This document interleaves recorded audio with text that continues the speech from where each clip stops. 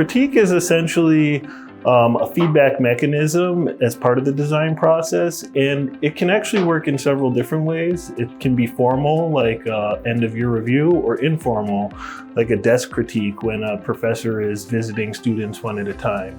And really, essentially, the critique works as a way that we delve into the most important parts of a project, and we ask questions about what are the design objectives, what are the elements of the project that relate to the objective, are those elements effective in actually addressing the objective, and why or why not?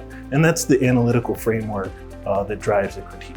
The difference between in-person critiques and live online, typically Zoom critiques. An in-person critique, we are all there present. Usually the designer is standing in front presenting their work. It could be digital, it could be prints and models, and then people are gathered typically in a kind of a semicircle around them. A live online, typically Zoom critique, would involve the designer sharing their screen. So that might be navigating an entire board, or that might be flipping through sequential slides.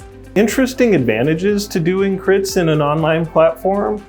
I think one of the most intriguing for me is the ability for reviewers or other folks in the room to be able to digitally sketch or draw to communicate some of the ideas that they want to share with the presenters. I think as a landscape architect and as a design practitioner, I'm a visual person, and I think I like to instill that in students. So having the opportunity to sketch digitally, to communicate the comments is a really important feature of the online platform.